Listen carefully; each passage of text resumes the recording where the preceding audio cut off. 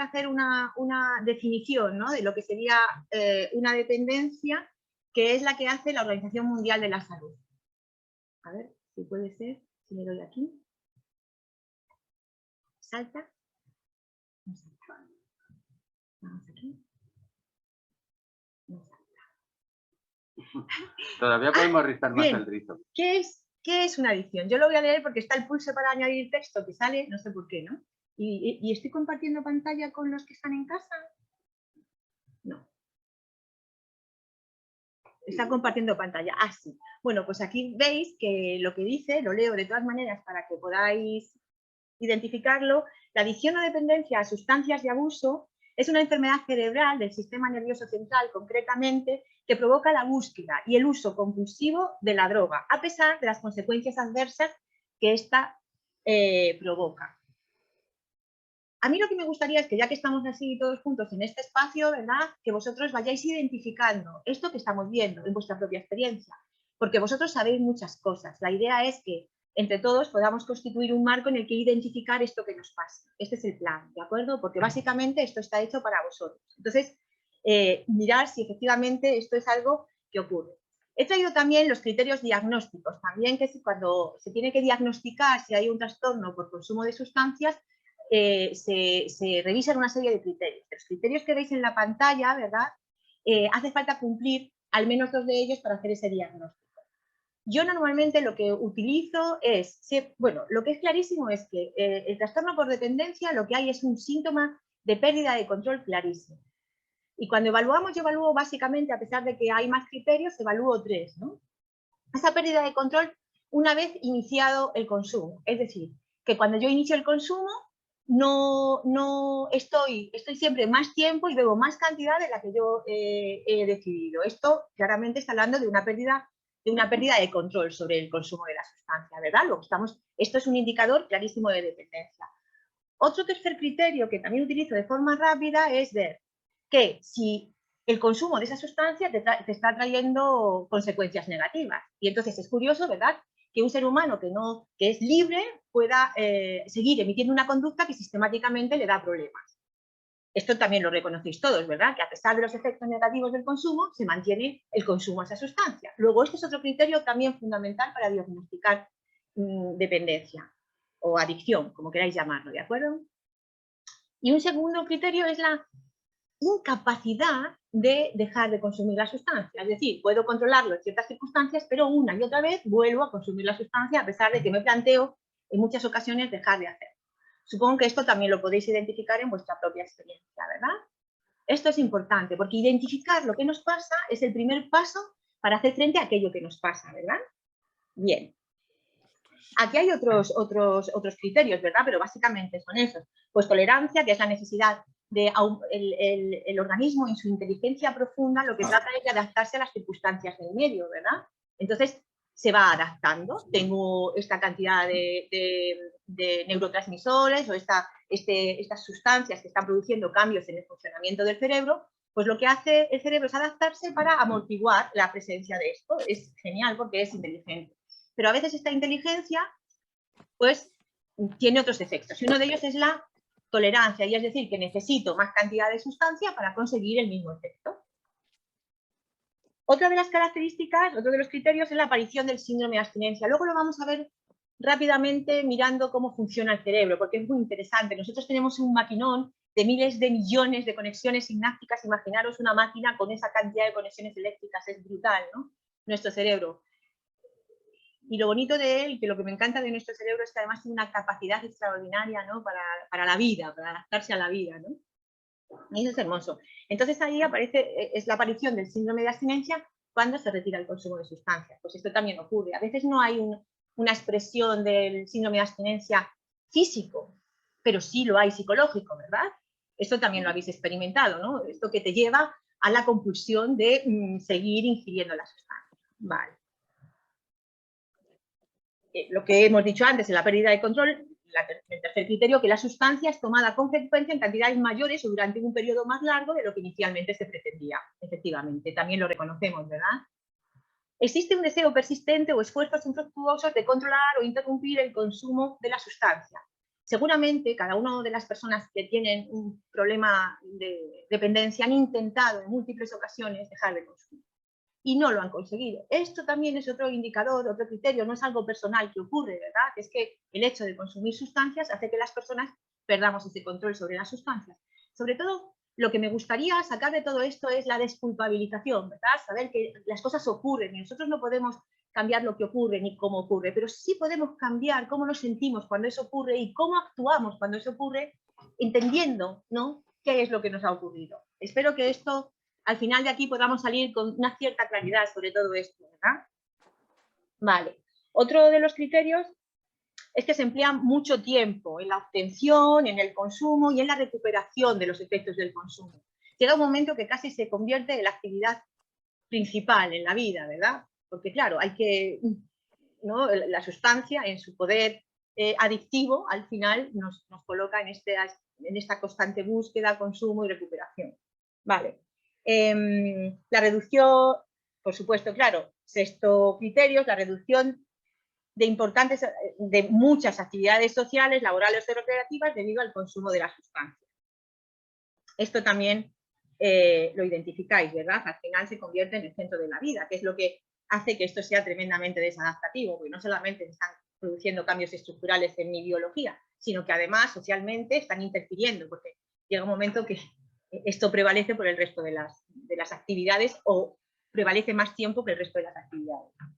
Y por último, se continúa tomando la sustancia, como habíamos dicho, a pesar de tener conciencia de los problemas psicológicos, físicos, sociales, familiares, laborales que el consumo de sustancias trae. ¿Voy muy despacio? No, todo lo contrario. ¿Vais identificando cosas? Porque yo estoy aquí Ojo, para perilla. vosotros. No, Está por ahí. el caso es que yo no veo aquí en la pantalla que esté compartiendo la pantalla esto, porque me veo a mí misma. Está compartiendo la pantalla. Vale. Bueno, pues ahí tenemos la siguiente. ¿Sí? Ah, vale, fenomenal. Vale, ahora vamos a ver, seguimos en esta idea de ver qué factores intervienen en el inicio y el mantenimiento del consumo de alcohol. Se ha establecido que el trastorno por dependencia alcohólica o por consumo de sustancias, ¿verdad?, es un trastorno psicobiosocial. Esto suena, lo habréis oído quizá en algunas otras conferencias. Es decir, que hay factores tanto sociales como biológicos, es decir, que tienen que ver con nuestra fisiología, con nuestra biología, y psicológicos que influyen en el desarrollo de la sustancia. Vamos a ir viéndolos uno por uno rápidamente, que no me quiero extender, pero sí quiero que lo veamos para que tengamos una comprensión amplia, ¿verdad? Factores sociales, y dentro de esto los factores socioambientales. La disponibilidad y la accesibilidad a las sustancias, ¿verdad? Es decir, y más en los tiempos de ahora. Ahora podemos acceder rápidamente y en abundancia a cualquier tipo de sustancia de abuso o de conducta que genera dependencia, ¿verdad? Pues en las redes podemos acceder, cuando hablamos, por ejemplo, del vómito compulsivo, en los trastornos de alimentación, entras en redes y rápidamente se salen, ¿no?, es decir, está todo al alcance, ¿no?, en este mundo global, y podemos acceder a todo tipo de drogas rápidamente. Y es verdad que ahora todo se ha hecho más chiquitito, ¿verdad? No solamente antes para consumir 1 gramo de hojas de coca, esto no ocupaba mucho, y ahora con la síntesis en el laboratorio, pues en pequeñas cantidades, y esto se puede transportar a cualquier lugar. Es importante también saber que estas condiciones hacen, ¿no?, que esto esté accesible, ¿vale?, que esto es disponible. Entonces, ocurre también con los teléfonos móviles. Las adicciones a las nuevas tecnologías también vienen mediadas porque te pueden llevar este cacharrito, ¿verdad?, a cualquier lado. Entonces, fijaros cómo hay condiciones socioambientales que favorecen que los seres humanos, ¿no?, hagamos uso de esto y, por lo tanto, aparezca el riesgo de abuso. ¿De acuerdo? La aceptación y el refuerzo social. Es verdad, por ejemplo, que en el caso del alcohol, en nuestra sociedad, al menos en la sociedad que conocemos, ¿verdad?, el uso de alcohol está completamente aceptado, y además hay incitación al consumo, tómate algo, ¿verdad? Y desde chiquititos hay una iniciación al consumo de sustancias, lo vemos en la casa y lo vemos en todas partes, nos acompañan en nuestras fiestas, etcétera, etcétera.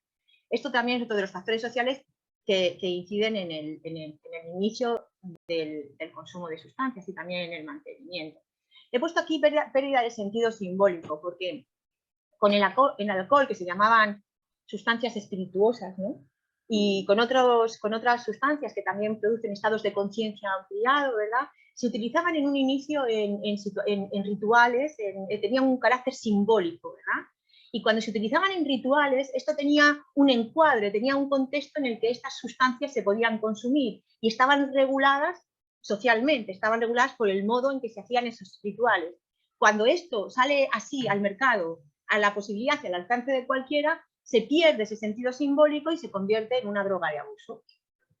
Vale, cualquier cosa que queráis comentar, de verdad, yo os rogaría que levantéis la mano y que sin ningún problema, porque insisto, esto está aquí para vosotros al completo. El entorno social próximo. Bueno, también quería decir que en los factores socioambientales, disponibilidad y accesibilidad, a veces tenemos disponibilidad y accesibilidad al consumo, ¿verdad? Pero no tenemos disponibilidad y accesibilidad a otras condiciones que favorecerían, ¿no?, una conducta más saludable, ¿verdad? Que esto también cuenta. Vale.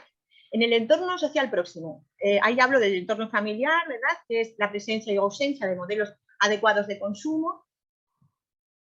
El hecho de que nosotros estemos en contacto con modelos de abuso de consumo también hace que nosotros, a través de la experiencia social, aprendamos a utilizar el alcohol en determinadas condiciones. Pero esto también tiene que ver cuando veamos los factores biológicos, porque quiero que veáis que todo esto está interrelacionado, no es escalonado, ¿verdad? Todo influye.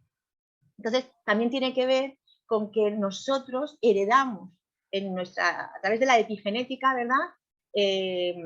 Heredamos los cambios estructurales del cerebro de nuestros padres de una forma inmediata, sin que haya un cambio en la secuencia genética. Sencillamente, a través de la epigenética, heredamos esta vulnerabilidad a consumir alcohol, pero directamente, y ya se va heredando de hijos a hijos en una sola generación, porque no hace falta se cambian unas proteínas, bueno, es un poco complicado el sistema, pero bueno, el hecho es que es heredable los cambios estructurales que se producen en el cerebro de esta generación a la siguiente, la que sufre a la siguiente. Luego, fijaros la cantidad de condiciones que hay para el desarrollo de estas cuestiones, ¿verdad? Entonces, y también pues el entorno social sería en el grupo de iguales, sobre todo en el caso de los adolescentes, que además son particularmente vulnerables a los efectos efectos adictivos o gratificantes del alcohol en el cerebro. No, por eso, pero son estadísticas, no está probado. No habrás cogido un frío con el... ¿Alguien la tiene? Mira, voy a desactivar el audio. Vale, eso es, ya está, ya se no lo he escuchado. Muy bien. Vale, pues seguimos.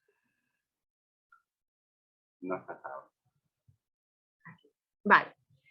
Más factores sociales es la publicidad. La publicidad no solamente de los beneficios y lo guay que uno es cuando consume alcohol, ¿verdad? Y en qué estatus, sino también cómo nos publicitan estatus, formas de relacionarnos, ¿verdad? Que quedan muy lejos de nuestro alcance y que hace que haya una especie de insatisfacción permanente al que uno no es nunca suficientemente alto, suficientemente bajo, suficientemente bueno, suficientemente malo, en fin.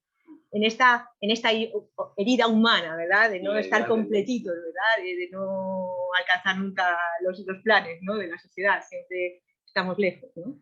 Y esto tiene que ver también con las experiencias traumáticas, quizá podamos hablar también un poco.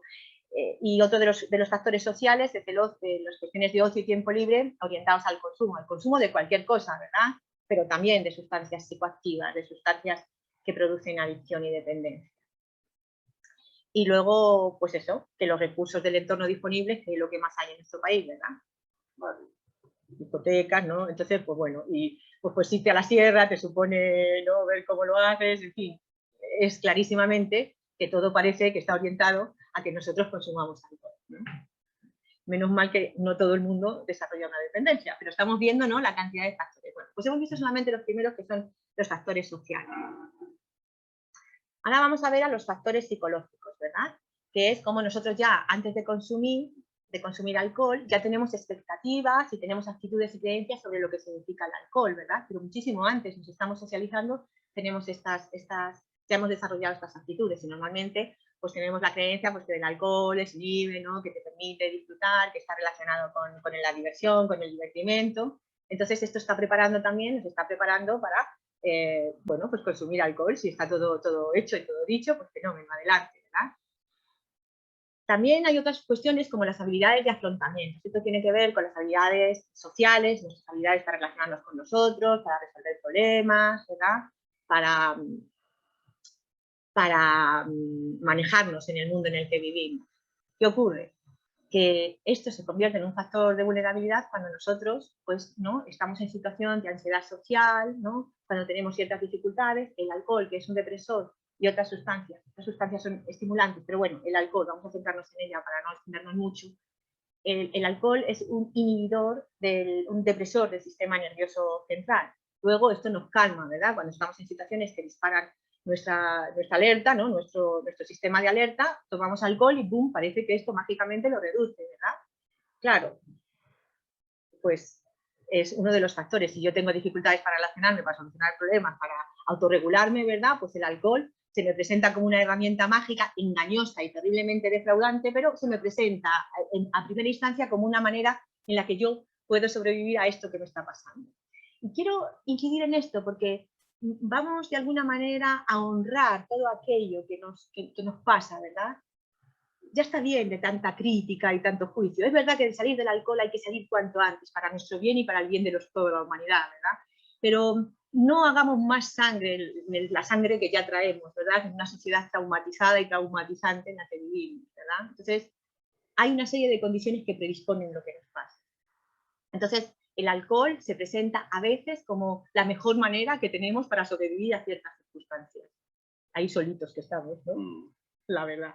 Entonces, reconocer esto también es importante porque nos dignifica. Y dignificarnos es una cuestión muy importante para salir adelante en cualquier cosa que ocurra en la vida. Y yo sé que salir de una dependencia es un trabajazo.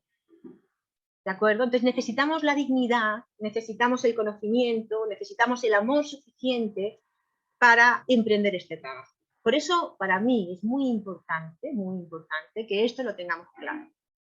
No sé si está quedando. Gracias. Vale. Volvemos, seguimos en la vulnerabilidad psicológica, baja tolerancia a la frustración, baja autonomía, baja autoestima, dificultades para demorar el refuerzo. Es decir, se entiende esto, la dificultad para persistir en una tarea hasta que el refuerzo, la parte gratificante y placentera llega. No sé, pues en relaciones sociales, pues uno primero tiene que hacer el grupo, ¿verdad? Por ejemplo, tienes que establecer, requiere, ¿no? Estar esforzándonos un poco en esa cuestión para que luego lo que es lo gratificante de la relación social se dé. Entonces, bueno, pues la dificultad de demorar el refuerzo tiene que decir yo quiero ya, lo quiero ahora y lo quiero ya, ¿verdad? Y la tendencia en la búsqueda de nuevas sensaciones también. Hay una parte de nuestro cerebro que se habitúa a tener, ¿no? Esa activación que producen las drogas, ¿verdad? Y eso es adictivo. Es adictivo para la propia biología, para nuestro cerebro. O sea, sí. Vale. Bueno. Y ahora pasamos a los factores biológicos, ¿verdad? La edad, hemos dicho que la adolescencia es una etapa de vulnerabilidad porque nuestro cerebro todavía está desarrollándose, sobre todo la parte prefrontal ventral, que está relacionada con las funciones ejecutivas, que es la que nos lleva a definir cuáles son nuestras metas, ¿verdad? Cuáles son nuestros intereses, a planificar la acción para conseguirlos, a tomar decisiones, a planificar esas conductas para llegar a esos objetivos y también inhibir otras conductas, ¿vale? La inhibición de la conducta también es un elemento muy importante en esto. Inhibir conductas que te llevarían a hacer otra cosa y que te alejan de tus objetivos. Y esto lo vemos clarísimamente en las adicciones, ¿verdad? Una dificultad para inhibir las conductas de consumo. Vale. La vulnerabilidad heredada, esto tiene que ver también con la sensibilidad que nuestros cerebros tienen, ¿verdad? A los reforzadores de las sustancias de abuso, a nuestro sistema de recompensa. Es decir, a veces somos más sensibles, ¿no? A los efectos recompensantes que producen en lo que se llaman los circuitos de la recompensa, ¿no? Son áreas cerebrales que, si no da tiempo, quiero que lo veáis esquemáticamente en el cerebro que tenemos y dónde están, ¿no? Vale. ¿Alguna pregunta hasta aquí? ¿Todo correcto? ¿Voy bien por aquí? ¿Me estoy extendiendo mucho? Vale. Ahora vamos a ver desde la psicología del aprendizaje los procesos que intervienen en la adquisición y el mantenimiento del consumo de alcohol en esquema. Vamos a verlo con bastante claridad. Bueno, primero vamos a aprender algunos principios básicos de aprendizaje para que podamos entender cómo funcionamos, ¿verdad? Cómo aprendemos y cómo ejecutamos las cosas. Dice, primer principio. La conducta está en función de estímulos antecedentes internos o externos, y estos se llaman disparadores. ¿Qué quiere decir esto? Que nosotros cuando emitimos conductas que resultan placenteras para nuestro cerebro, automáticamente se crea una conexión del efecto placentero, la conducta y el entorno en el que se hace. Por eso, cuando estáis trabajando la abstinencia, ¿verdad? Decidís que no vamos a ir a bares o no vamos a ir a fiestas, ¿no? Donde está ese entorno en el que habitualmente consumo. De modo que cuando yo entro a un entorno en el que habitualmente consumo, aunque no esté disponible la sustancia, ¡pum!, se activa en mí el recuerdo y el deseo de consumir la sustancia. ¿Sí? Lo identificáis, ¿verdad? Vale, y esto es un principio de aprendizaje. Así funciona nuestro cerebro, así aprende nuestro cerebro. Luego, otra ley de aprendizaje, y es que las consecuencias que se derivan de una conducta determinan la posibilidad que esa conducta vuelva a repetirse. Esto quiere decir que las consecuencias que tiene de lo que yo hago, si las consecuencias son positivas, ¿verdad? Eso aumenta la probabilidad de que vuelva a repetir la conducta, ¿vale? Si yo trabajo y me pagan, pues, ¿no? Pues que vuelva a trabajar, ¿no? Es muy probable porque obtengo un beneficio. Si meto un dedo en un enchufe y me cae una descarga eléctrica, eso disminuye, ¿no? Y diréis, ¿ah? Esto no encaja, ¿verdad? Porque beber alcohol trae consecuencias negativas. ¿Cómo es posible? Porque hay otro elemento que es el factor tiempo, ¿verdad? Que dice que el tiempo que transcurre entre la realización de la conducta y la aparición de las consecuencias es una cuestión determinante. Os pongo un ejemplo. Si yo estoy estudiando, tengo ansiedad y abro el frigorífico de mi casa y veo chocolate, por ejemplo, ¿verdad? Si yo me como un trozo de chocolate y en ese momento me hacen las caderas, ¡bum!, me crecen las caderas, ¿verdad? El efecto de comer mucho chocolate. Me crecen las caderas, ¿verdad? Seguramente yo no voy a emitir la conducta de comer chocolate, y que luego el bienestar que me produce tomarlo, el buen sabor, apareciera dentro de 2 días, seguramente nosotros no tomaríamos nunca chocolate. Para que entendáis un poco qué es esto, ¿verdad?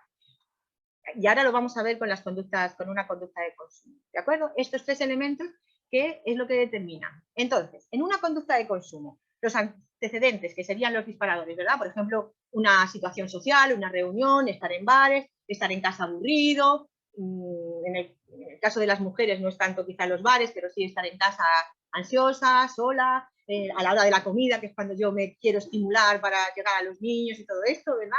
Entonces, esa situación ya sería una situación que dispara, ¿no? Que induce a la ejecución de la conducta, ¿verdad? Entonces, la conducta de la que estamos hablando es consumir alcohol.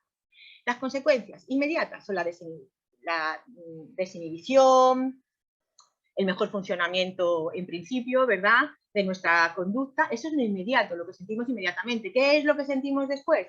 Pues sentimos después, por ejemplo, el dolor de cabeza, el malestar general, y luego muchísimo después, pues todo el impacto, ¿no?, que tiene el consumo de alcohol, que es la generación de la dependencia, el craving al consumo, bueno, en este caos que produce. Pero esto viene mucho después.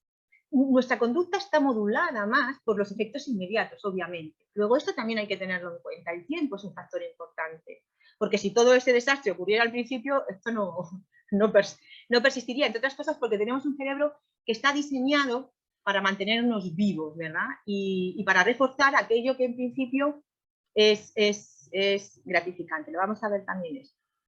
Bueno, entonces, la conducta de consumo primero ocurre porque hay reforzadores positivos, como hemos visto, ¿verdad? La calma, esta serie de cosas de sabor agradable, la euforia, la afirmación social, la mejora del estado de ánimo, la percepción de control, me siento poderoso, poderosa. Entonces, fijaros que ahí vemos el primer circuito, ¿verdad? Todo esto, ¿no?, es este círculo vicioso de alguna manera, ¿verdad? Y como esto, pues vuelvo a consumir alcohol, luego otra vez me vuelve a reforzar, entramos en esto. Vale. En la medida en que el consumo continúa, ¿verdad?, aparecen también los reforzadores negativos, que son la evitación del aburrimiento, de la ansiedad y del malestar, ¿verdad?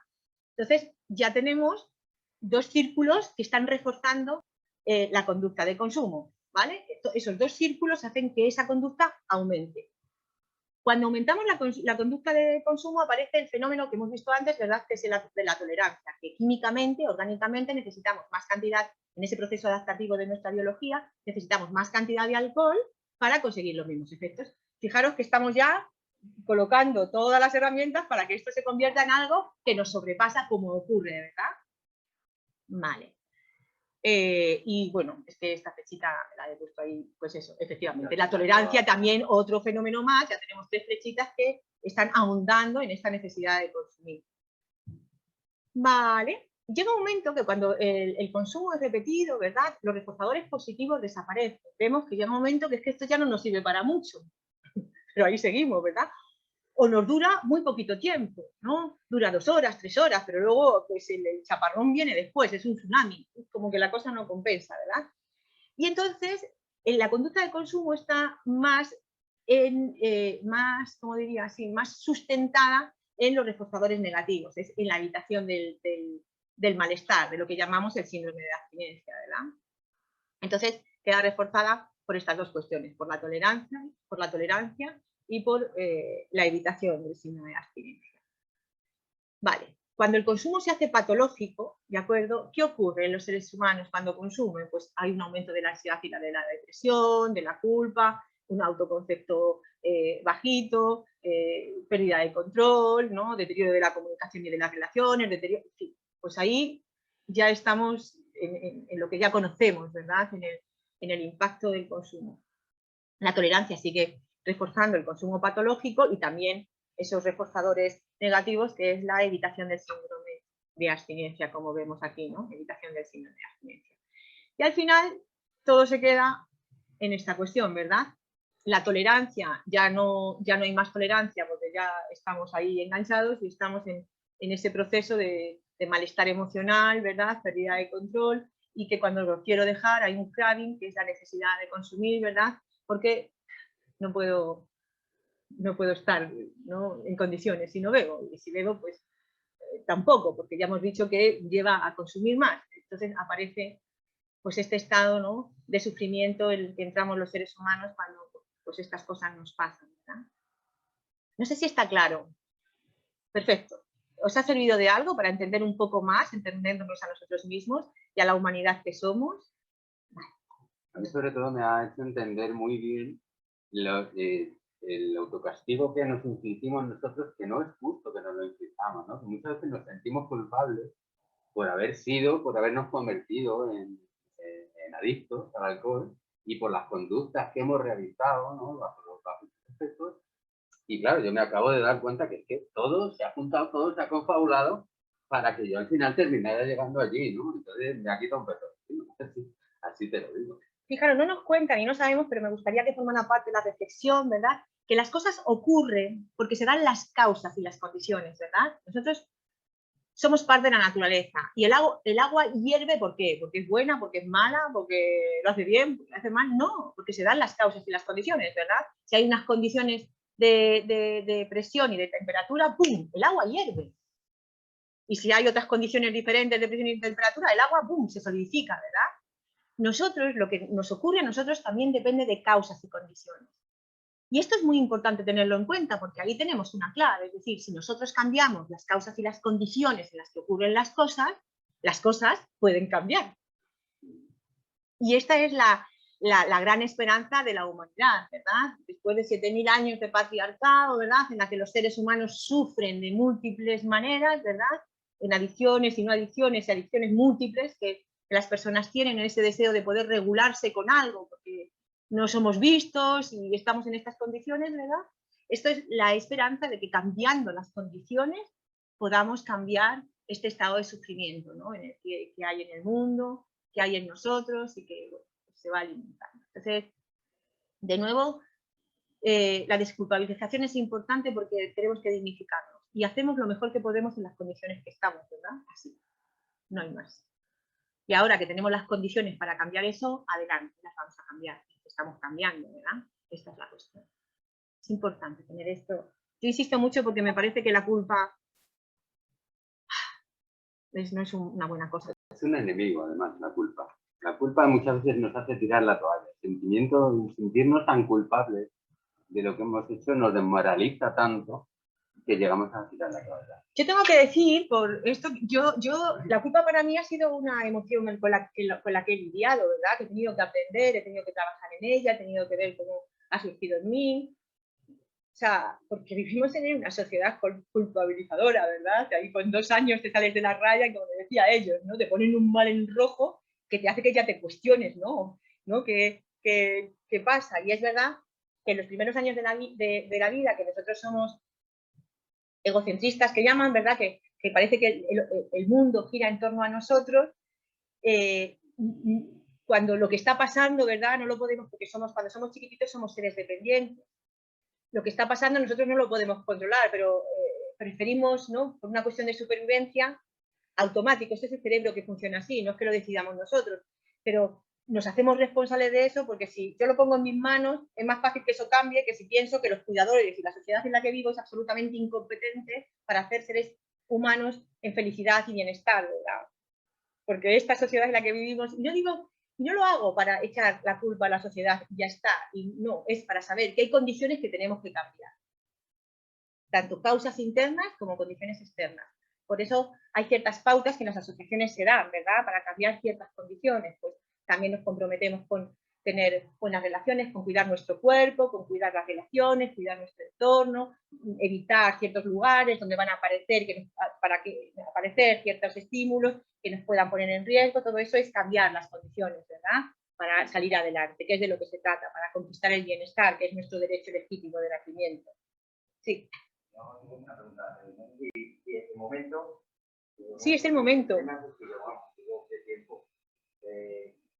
Cuando una persona que ha conseguido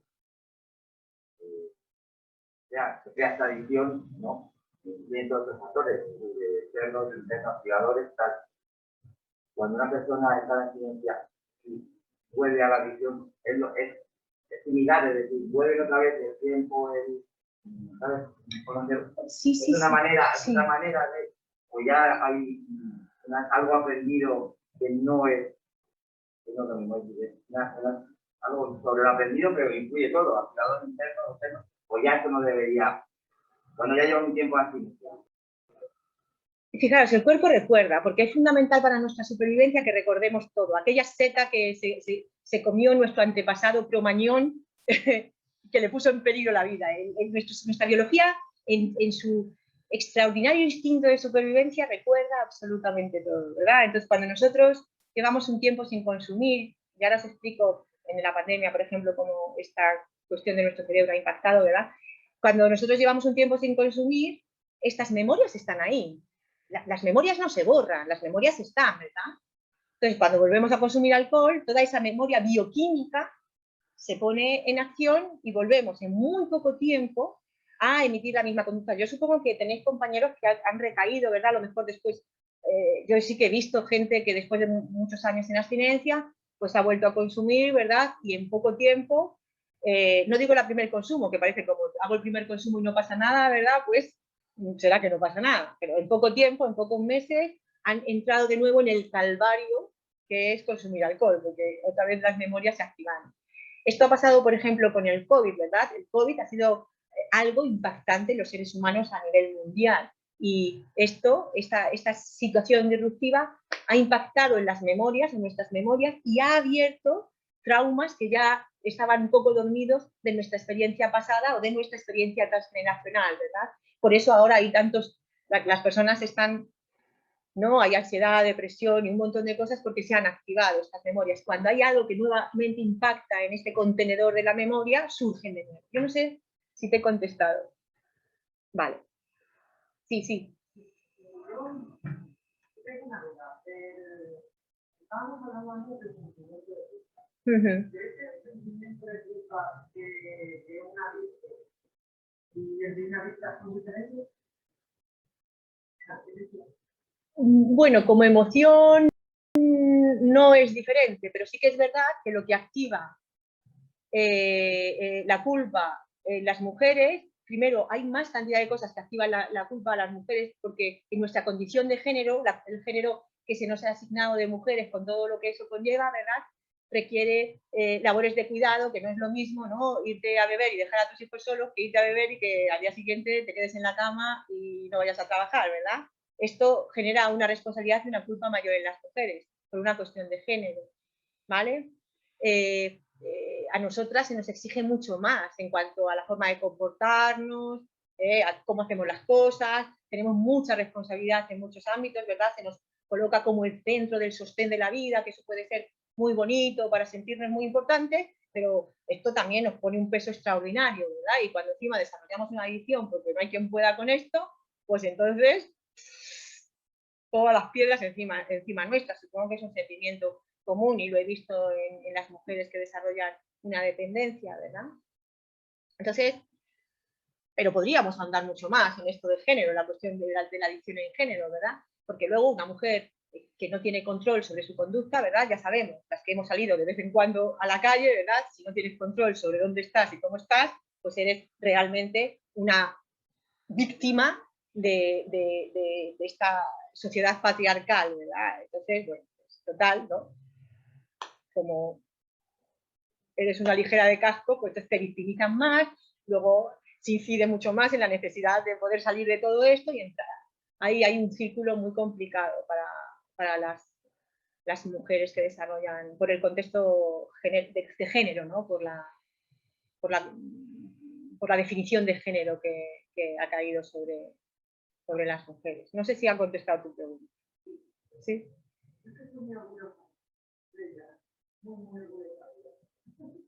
¿De qué? ¿De? Por supuesto. Por supuesto. Pues sí, y la verdad es que yo he sido una de las grandes defensoras de los grupos específicos para mujeres, porque las mujeres, también por una cuestión de género y de educación, tenemos formas de relacionarnos diferentes, entramos en contacto de las cosas, necesitamos cosas diferentes, un trato diferente, una conexión diferente, ¿verdad? Las asociaciones de alcohólicos vienen un poco de hace 30, 40 o 50 años, que eran sobre todo constituidas por hombres, porque eran los que se veía, ¿no? El consumo de la mujer ha sido silenciado y oscurecido ahí en los límites de la casa, ¿verdad?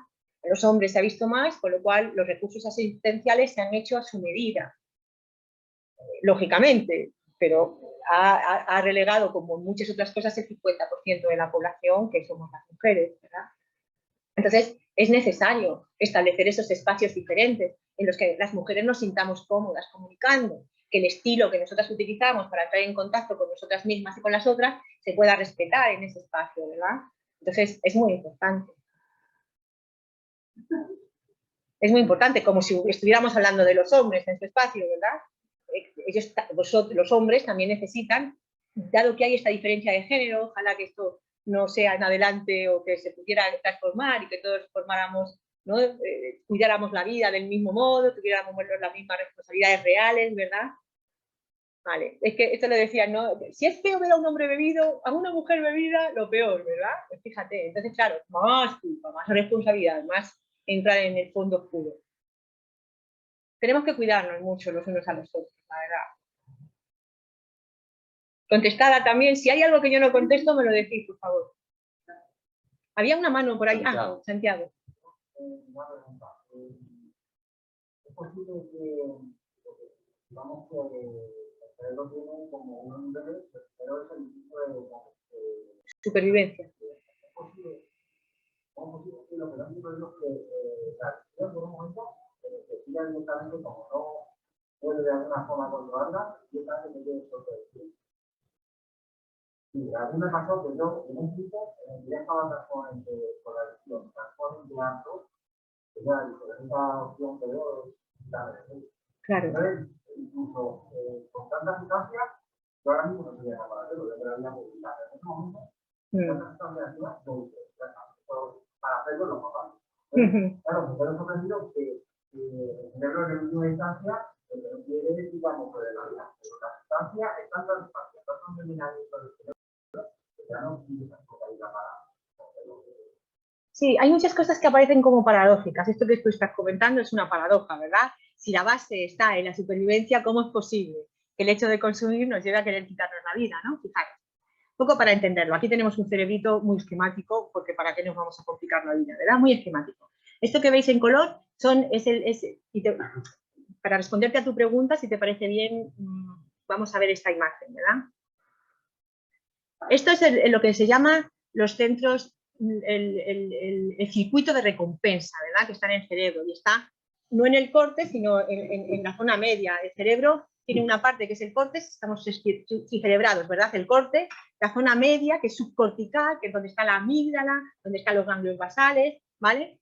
Y luego otra parte que es el que está en el tronco, que es el que está regulando los niveles de azúcar en este momento, los niveles de oxígeno y todo esto. Bueno, pues los circuitos de recompensa están en el cerebro medio, ¿de acuerdo? Y en el prefrontal ventral, que es este de aquí que veis en la corteza prefrontal que pone ahí, que esa corteza prefrontal comunica con circuitos motores, ¿no? De movimiento, con circuitos también sensoriales y con estos otros circuitos de los circuitos de la recompensa. Entonces, ¿qué ocurre? La comida, la bebida, la actividad sexual, las relaciones producen ya de entrada en nuestro cerebro una activación de los centros de recompensa. ¿Para qué? Pues porque el cerebro lo que quiere es garantizar la vida. Y para garantizar la vida hace falta conductas sexuales, beber y comer, ¿verdad? Y relacionarnos, porque es el sostén. Sobrevivimos gracias al clan, somos mamíferos, no reptiles. Entonces, fijaros que ya el hecho de entrar en contacto con alguno de estos elementos que son fundamentales para la vida produce en nuestras áreas, en nuestro circuito de recompensa, una activación por diferentes neurotransmisores, ¿de acuerdo? Serotonina, diferentes, ¿vale? Esa activación, eso que nos produce recompensa, que nos produce bienestar, placer, ¿vale? Produce disparos de un neurotransmisor, que creo que también venía de las preguntas, ¿verdad? Que se llama dopamina. Este disparo de la dopamina lo que está diciendo es, ojo, está ocurriendo algo importante, llevémoslo a la memoria, ¿verdad? Porque si nosotros memorizamos estas conductas que son necesarias para la supervivencia y ¿no? que nos adaptan a la vida y a este mandato fundamental que es la supervivencia, ¿no? Hay que memorizarlo, de un modo que no haya cada vez que ver si como, no como, veo, que sea un proceso reflexivo que va al córtex prefrontal, ¿verdad? Es decir, cuando a mí viene un dedo y hacia mi ojo, no tengo que pensar si el que me tiene el dedo aquí tiene la intención buena o mala, sencillamente el ojo se protege, ¿verdad? Si no, los humanos estaríamos sin ojos, si no tuviéramos esas respuestas reflejas, ¿verdad? Bien, pues lo que produce la dopamina cuando estamos en esas conductas que producen de forma natural placer y que son adaptativas, ¿verdad? Cambia las conexiones sinápticas de modo que es eso, ¿no? Cambia lo que son el modo en el que nosotros recordamos estas acciones. Esto produce hábito, es decir, no hay que llevar a los centros, a los procesos centrales para decidir qué nos conviene, es automáticamente, o sea, funciona fuera de lo que cognitivamente yo tengo que pensar. Vale. Las sustancias de abuso lo que hacen efectivamente es que estas descargas de dopamina sean brutales, ¿no? ¿Por qué? Porque tienen una estructura química semejante a los neurotransmisores naturales y entonces, ¡pum!, se adaptan correctamente a las neuronas. ¿Qué ocurre? Por eso es la euforia en la que entramos cuando ¿no? entramos en contacto con esas sustancias psicoactivas. Y dices, bueno, hasta aquí, ¿no? De acuerdo. Cuando nosotros continuamos en el uso, en esa inteligencia también adaptativa de nuestro cerebro, el cerebro hace cosas para adaptarse a lo que está pasando. Esto es como, imaginaros que tuviéramos ventanas, ¿verdad? Y hiciera una luz inmensa. Si esa luz es muy grande, ¿no? Y necesitamos dormir y entrar en otro estado, lo que hacemos es cerrar las persianas, ¿verdad? Entonces, por diferentes mecanismos, el cerebro se adapta a este aumento de sustancias psicoactivas, a esta cantidad de neurotransmisores como dopamina. Hay muchos. El GABA también se relaciona de otra manera con el consumo de alcohol, que es, bueno, ahora os lo explico, es que, bueno, un poco para responder y no hacerme muy, muy largo, ¿verdad? Entonces, lo que hace es que baja las persianas. Es decir, si hay mucha cantidad de dopamina, lo que hago, y estas son las ventanas de entrada, ¿verdad? En la sinapsis de las neuronas, lo que hace es cerramos. Entonces, ¿qué pasa? Que las actividades placenteras normales, ¿verdad? Como es la de comer, relacionarnos, escuchar música o beber, ya no producen satisfacción, ¿verdad? Porque, claro, hemos cerrado un montón de receptores porque había que protegerse de esa abundancia de dopamina y de otros neurotransmisores que produce el consumo de alcohol. Entonces uno entra ahí. Y esto ocurre en los ganglios basales. Pero tenemos también la amígdala, ¿verdad? La amígdala, lejos de generar tolerancia, lo que hace es que se sensibiliza. La amígdala es la zona de nuestro cerebro donde tenemos, donde se alojan las emociones, ¿verdad? Y la irritabilidad, la ansiedad, el miedo y todo esto que se expresa en el síndrome de abstinencia es producto de la amígdala. Esto lo produce la amígdala. ¿Por qué? Porque la amígdala se sensibiliza la amígdala lo que hace el alcohol lo que hace es inhibir esta expresión de la amígdala en ansiedad, entonces se sensibiliza, ¿verdad?, con el alcohol. Y cuando no hay alcohol, y es lo que produce el síndrome de abstinencia, la amígdala se activa y entonces produce esto que la irritabilidad, la angustia, y dices, fíjate, si bebo, lo que pasa, ¿verdad? Pero si no bebo, mi sistema se ve afectado porque no puedo, y es lo que produce el craving, ese es el deseo compulsivo de emitir la conducta, ¿verdad? Y luego tenemos el prefrontal, como hemos dicho antes, se ocupa de las funciones ejecutivas, ¿verdad? Que son las habilidades cognitivas, como hemos dicho, de planificación, de orientación a metas, de toma de decisiones, ¿no? Por el efecto del alcohol, esta parte del cerebro se colapsa y deja de cumplir esta función integradora de los diferentes sistemas. ¿Y qué pasa ahí? Que ya no media lo que yo decida, porque el cerebro medio, el subcortical, fuera del que toma las decisiones, ya funciona por sí mismo. Ya ha aprendido eso como un hábito. No hace falta sentarse a decir, ¿será bueno beber agua? ¿No será bueno beber? Sencillamente surge la necesidad de beber agua y bebes agua. Surge la necesidad de comer como algo, como un reflejo para la supervivencia, y el consumo de sustancias ingresa en esos circuitos. No sé si esto te está dando una idea de lo que pasa, ¿verdad? Y eso pasa fuera de lo que es tu cognición, y uno quiere desaparecer, ¿verdad? ¿Y qué pasa? Claro, porque el cerebro ha cambiado sus conexiones, ha cambiado sus circuitos, ha cambiado su neurobiología para adaptarse a la presencia de estas sustancias. Yo no sé si ha quedado claro, más o menos. De verdad, cualquier cosa yo estoy aquí para resolverla. No sé si te he contestado la pregunta. Exacto, porque has visto... Exacto, estrellate. Ese es el craving, ese es el... Exacto, porque para producir dices, ay, entonces, ¿cómo podemos hacerlo? Bueno, porque en el prefrontal ventral también es el centro de la conciencia, ¿verdad? Y lo que nosotros hacemos en la vida, un poco el plan del ser humano es desarrollar conciencia, desarrollar presencia, desarrollar, ¿no?, el estar presente. Y eso es lo que hacemos cuando dejamos de beber y nos acompañamos de otro, ¿verdad? Ya estamos creando ese recurso que es el clan, donde nos sostenemos, donde nos sentimos seguros, donde nos sentimos vistos, porque esta es otra parte importante, ¿verdad? No se nos ve, no se nos ve nunca, ni de chiquitos ni de grandes, ¿no? Y entonces nos sentimos ahí luchando nosotros mismos con la propia realidad que no entendemos que nos está pasando, ¿verdad? Cuando nos podemos reflejar en los otros, ¿no? En nuestra sanga, en nuestro grupo, ¿verdad?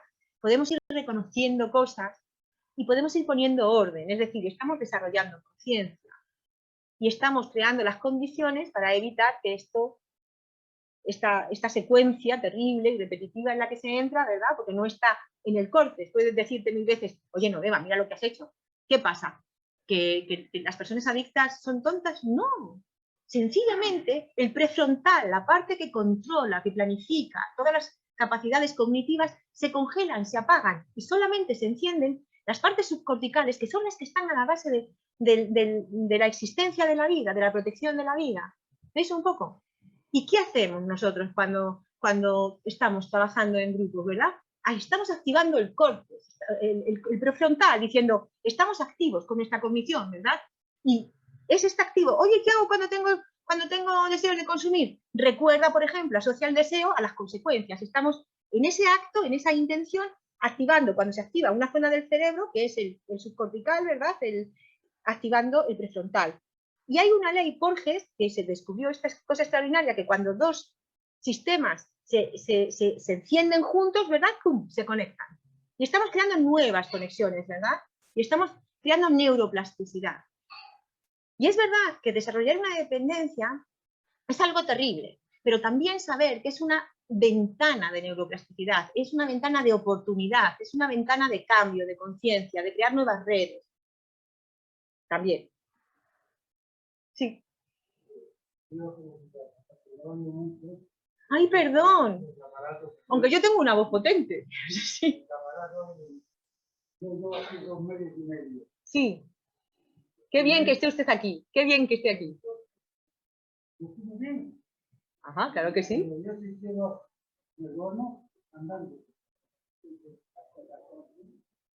Claro. Es que se queda dormido muy a menudo. Claro. Le preocupa. Bueno. Yo dejé el voto, claro. No me ponen las llamadas. Tiene 83 años. Claro, no. No lo veo. No lo veo o no lo comprendo. Porque yo voy por la calle y ahora lo vi. Bueno, yo Pero, sí. Bueno. Pues yo no podría decirte exactamente, yo no soy neuróloga, ¿verdad? Pero efectivamente estamos viendo que el consumo de alcohol prolongado, y usted ya tiene una edad avanzada, ¿verdad?, va cambiando las estructuras cerebrales y también las conexiones entre unas estructuras y otras, ¿verdad? Y es verdad que toda la... 83 años. Qué bien que lo haya dejado ya, ¿verdad? Qué bien para usted también. Después de tanto tiempo, ¿verdad? Vale. Y afecta, es verdad que a lo mejor la amígdala, que es esta que necesita el craving, ¿verdad?, pues ya está tan desgastada que ni siquiera da señales. Pero hay otras zonas, que es el tronco cerebral, que media las conductas de sueño, vigilia, que también está por debajo del córtex, de mis decisiones, de lo que yo puedo contemplar. Ahora vuestros cerebros están escuchando mi voz, el tono de la voz, y están viendo si soy segura, no lo soy, cómo está el azúcar, cómo está el hidrógeno, cómo está el oxígeno, y todo esto no media el córtex ni la voluntad, ¿verdad?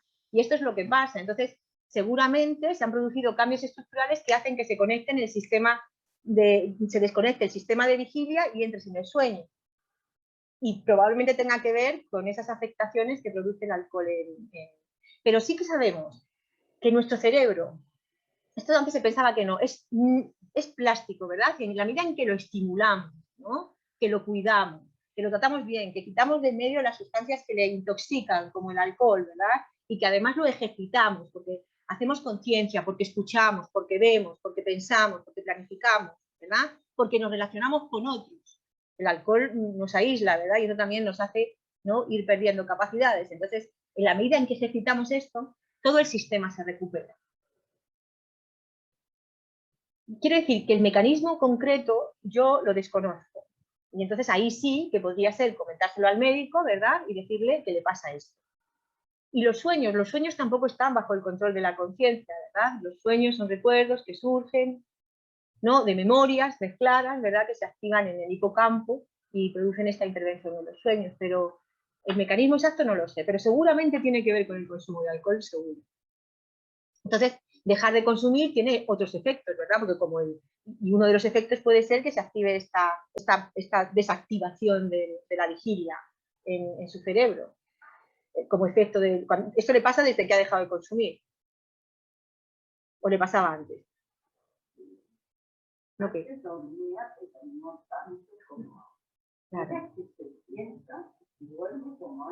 Claro, claro. Eso también es muy adaptativo, porque cuando entramos en sueño, ¿verdad?, estamos liberando muchísimas cosas. ¿Te parece que dormir no es actividad? Todo lo contrario, el dormir entramos en otra secuencia, en otra frecuencia de nuestra conductividad eléctrica, ¿verdad?, del cerebro. Entramos en otra secuencia.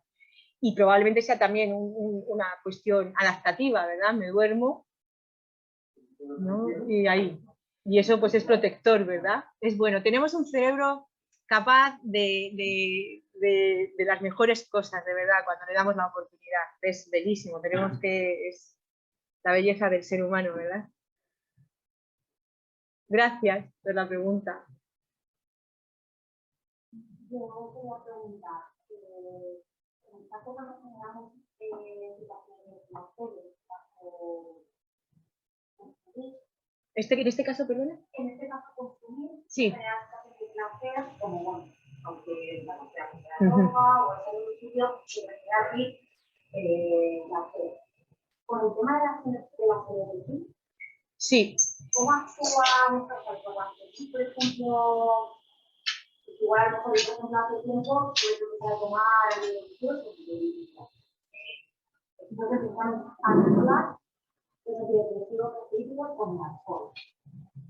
Entonces, quisiera saber dónde se va a focalizar en accidentes. Sí, la serotonina está en este centro de recompensa, ¿verdad? Y es la que produce placer cuando hacemos uso de reforzadores naturales, como hemos dicho, la comida y tal. Claro, cuando metemos comportamientos y sustancias de abuso, ¿verdad? Que cambian las estructuras en nuestro cerebro, porque también las compras, por ejemplo, también es como además puedes comprarlo todo y está ahí todo en abundancia, ¿verdad? Pues sí que produce esa activación. La serotonina cumple la función de activar el sistema de recompensa, ¿vale? Y produce ese placer. Y la dopamina lo que hace es, como hay tanto, decir, wow, wow, aquí hay un montón de esto, hay placentero, vamos a guardarlo en la memoria, ¿verdad? En los basales. Y ahí, ¿qué ocurre? Que cuando la dopamina no está, como, ¿qué pasa aquí? No nos podemos sentir satisfechos, por eso ese hedonismo que hay cuando uno deja de consumir, ¿verdad?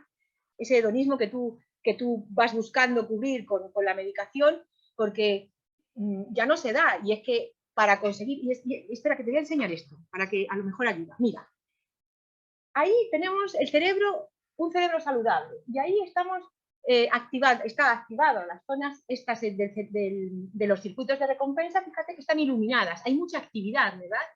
Con estas cosas que nos producen el paisaje bueno, pues una relación sexual, la comida y tal. Pero cuando hemos consumido sustancias, fíjate lo poquito que se activan. ¿Por qué? Porque, como os decía, si he estado en un espacio de mucho sol y tapio mis ventanas, hace falta mucho sol para que se ilumine mi casa. No sé si este paralelismo te ayuda. Entonces, ¿qué hacemos? Porque los ansiolíticos son probablemente, igual son benzodiazepinas, ¿verdad? Que hacen el mismo efecto que el alcohol. Luego, yo te diría desde aquí que tengas mucho cuidado con las benzodiazepinas. Mucho cuidado. Es más, yo soy contraria a esto, realmente. Soy contraria. Y cuando has dicho que te sientes irritada y todo esto, estamos hablando de la otra cuestión, de la amígdala, que hemos visto en la diapositiva anterior, ¿verdad? Estamos hablando de la amígdala. Y la amígdala, el efecto que tiene el alcohol no es la estimulación, como en el caso de la dopamina, ¿verdad? O sea, de los otros centros, de los basales, ¿verdad? ¿Cómo se llaman? De los ganglios basales. Que en la amígdala lo que hace el alcohol es inhibirlo. Y al inhibir la amígdala, que estamos inhibiendo las emociones, la ira, el enfado, la tristeza, son emociones básicas, radicales, ¿verdad? Que median también nuestro comportamiento en el medio, necesitamos para tomar decisiones adecuadas y funcionamiento de las emociones. Entonces, ¿qué ocurre? Que la amígdala se sensibiliza cuando no hay alcohol, ¡boom!, se disparan todas estas emociones. Por eso, también es que, no sé si te estoy contestando un poco, por eso, todo esto que pasa en nuestro cerebro, ¿verdad? En este caso, pues incluso para poder llegar a decir, voy a dejar de tomar esta medicación porque al final a lo mejor lo que necesito era mi problema con el alcohol y cómo trabajar mi mente de otra manera. Exacto. Exacto. Como que esta medicación al final es como una almohada para poder realizar tus actividades de la vida diaria, horas, 9 horas, 10 horas, pero cuando esta medicación deja de hacer esto, el problema o lo que vuelve a estar ahí. Exacto. Ay, que te ha salido ahora a ti por ahí. La tecnología que hace lo que quiere. Se me oye por allí. Bueno, pues... entonces, fijaros, insisto, yo tengo claro que el consumo de alcohol es una defensa. La mejor forma que hemos tenido en un momento determinado para sobrevivir a la experiencia que hemos tenido, ¿verdad?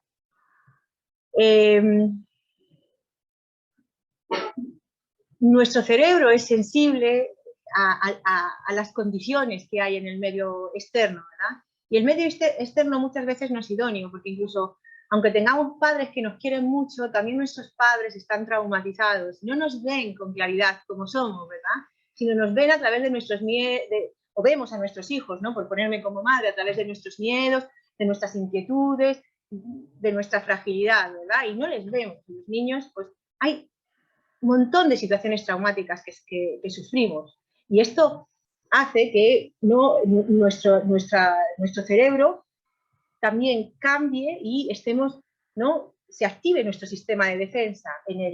También en la base de nuestro cerebro, ¿verdad? En la parte profunda, en nuestro primitivo, está el sistema de defensa, que es el que se activa cuando estamos en una situación de amenaza. Entonces, imaginaros que estuviéramos todos, o estuvierais cada uno de vosotros en un campito, ¿verdad? Tranquilamente, con las personas que queréis, escuchando las risas de vuestros hijos, de vuestros seres queridos, oliendo el olor de los pinos, de las hierbas aromáticas del agua, escuchando el agua, los pajaritos, ¿verdad? Y de repente apareciera un tigre por aquel lado. ¿Qué pasaría?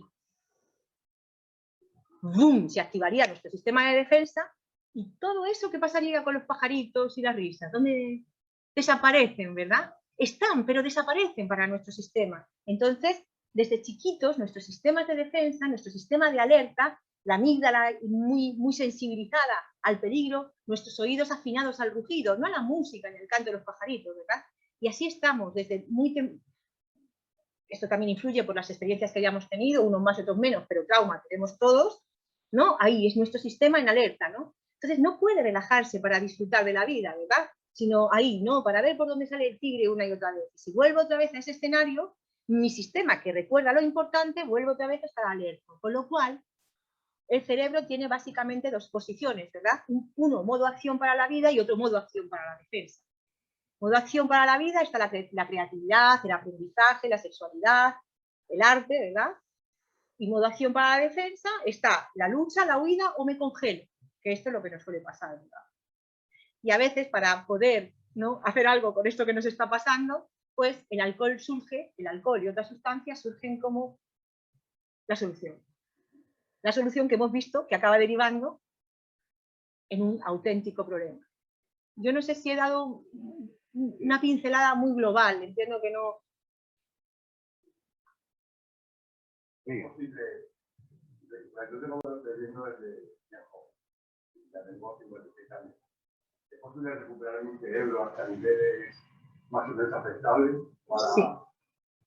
Porque yo entiendo todo el proceso que ha llevado a mi cerebro a tener recompensa mínimo, minúsculo, y yo creo que recupere mi cerebro del todo. Pues mira, sí, porque como he dicho antes, nuestro cerebro es extraordinario, igual que se enferma tiene la capacidad de recuperarse. Y el trauma y las experiencias negativas, digo que también son una ventana de oportunidad para desarrollar nuestro cerebro. Y nuestro cerebro se desarrolla en conexión con los otros, en investigación, en conciencia, ¿verdad? Se ha visto, por ejemplo, que las personas que hacen meditación, que hacen reflexión meditativa o análisis, ¿no? Están presentes en la vida, ¿no? En piloto automático, ¿verdad? Como estamos la mayoría de las veces, que estoy deseando tomarme un café, me lo tomé y me lo he tomado yo, se lo ha bebido el vecino, porque estamos dormidos, no nos enteramos de la vida, se nos pasa así. Entonces, cuando nosotros cultivamos la presencia, la conciencia, ¿verdad?, se desarrollan las áreas, las estructuras cerebrales aumentan su tamaño. Prefrontal aumenta su tamaño y todo eso, esa reparación, ese crecimiento de nuestro sistema nervioso ahonda en el bienestar, en la conciencia, en la presencia, que a la vez hace que entramos en circuitos diferentes. Igual que hemos entrado en circuitos degenerativos que nos hace comprender, ¿no?, cómo actúa en nosotros la adicción, ¿verdad?, el consumo de sustancias, de abuso, y cómo otro tipo de conductas, de actitudes, de forma de estar en el mundo, ¿verdad?, mejora y amplía esas estructuras cerebrales en su funcionamiento. O sea que sí, siempre hay oportunidad. Y hemos visto además, o han visto los científicos, ¿no?, los neurocientíficos, ¿verdad?, que las situaciones difíciles son ventanas para la neuroplasticidad, si no nos quedaríamos dormidos en nuestra propia complacencia, ¿verdad? Seguiríamos dormidos, ¿no? Nazco, crezco, me reproduzco y muero, nazco, crezco, me reproduzco y muero. Eso es lo que se decía antes, que eran los seres vivos, ¿no? Los seres vivos somos auténticas máquinas de autogeneración de vida, es brutal el potencial del ser humano y la capacidad que tenemos para desarrollarnos y transformar. Siempre hay que estar en esta capacidad que tenemos. Y eso se desarrolla en lugares también como este, en que compartimos cosas, conocimiento, compartimos amor, entendimiento, comprensión, ¿verdad? ¿Te contesté? Yo quiero hacerte una pregunta. Quiero hacerte una pregunta que no es realmente mía, pero como veo que la persona que me la hizo no lo hace, pues la voy a hacer. Adelante, para eso estás aquí, ¿verdad? ¿Vale? O sea, Entonces, alguien me preguntó por qué me ha tocado a mí, por qué hay otras personas que han consumido igual que yo y no han llegado a ser adictas. ¿Por qué yo? ¿Por qué a mí? Esa fue la pregunta.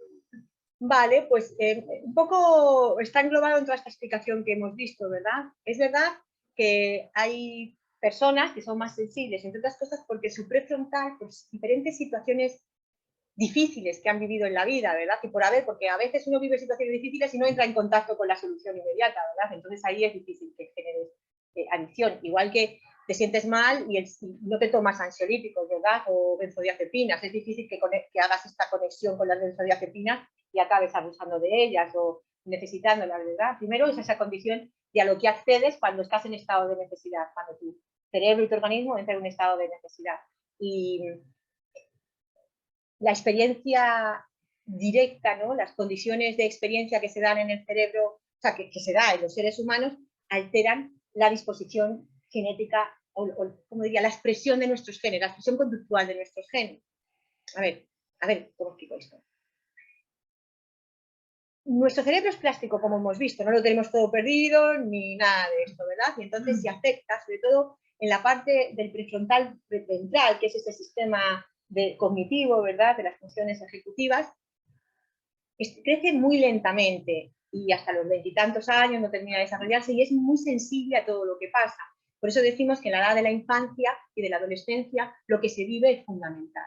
Y a veces lo que vivimos en la edad de la infancia o incluso en el vientre materno o incluso lo que vivieron nuestras madres, ¿verdad?, que ya estamos conectados a las experiencias de nuestra madre, ya tenemos amígdala, los centros de la emoción, ¿verdad?, ¿no?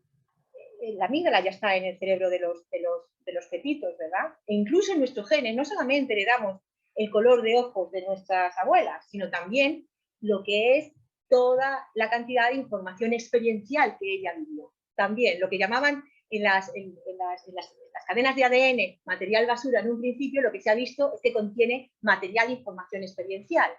Esto también, o sea, que traemos en nuestros cuerpos a los diplodocus que hubo hace millones de años, ¿verdad? Culpa de los diplodocus. Exacto. No, entonces, ¿qué ocurre? Que estas experiencias que hemos vivido a edades tempranas, cuando la plasticidad de nuestro cerebro era mucho más grande de la que es ahora, ¿verdad?, ya están condicionando qué va a pasar en mi experiencia adulta. ¿Qué ocurre? Que ahí la amígdala, cuando hemos tenido experiencias tempranas difíciles, está más alterada, el sistema de defensa está ahí, ¿no?, muy presente. Entonces, esto produce, regular este sistema de defensa cuando han ocurrido cosas amenazantes a edades tempranas, incluso antes del nacimiento, se hace muy difícil. Por eso, una de las condiciones que hace que haya seres humanos que tienen condiciones para desarrollar una dependencia tienen que ver con experiencias tempranas y cómo se ha organizado nuestro sistema nuestra biología cerebral, nuestra Esas neurobiología. experiencias pueden ser tanto positivas como negativas, como de cualquier tipo, pero terminan condicionando el que yo haya terminado siendo. Exactamente, decíamos que, y esto es lo que se ha visto, que el desarrollo de una dependencia, si yo no tengo otros medios de autorregularme, ¿verdad? Si el prefrontal, por las experiencias tempranas, ha quedado instalado en la defensa y no abre paso a esa otra experiencia creativa, ¿verdad? De otras áreas del cerebro, no se abren a esa experiencia, lo que hago es que sigo bloqueado. Pues si te puedo decir que eres muy guapa, pero tú ya tienes una creencia de base de que crees que no eres suficiente, ¿verdad? Da igual lo que te digan los otros, porque ya no está funcionando el córtex, está funcionando las áreas subcorticales de defensa. Y antes de que alguien me diga que yo soy horrible y volver a vivir la vergüenza de ser incompetente, ¿verdad? Pues para eso me lo digo yo a mí misma y me pido hacer ciertas cosas. Y entramos en círculos diferentes, o sea, difíciles. Y el alcohol calma el sistema, lo hemos visto, porque tiene esos efectos placenteros, así, ¡pum!, disparando torrentes de dopamina, ¿verdad? Tiene esos efectos. Entonces, ahí, ¿no? Quiero más de esto, porque esto me calma. Y esto es una experiencia que también pues se ha vivido, ¿verdad? Cuando nuestra amígdala se inflama, pues aparece el miedo, la angustia, la tristeza profunda, ¿no?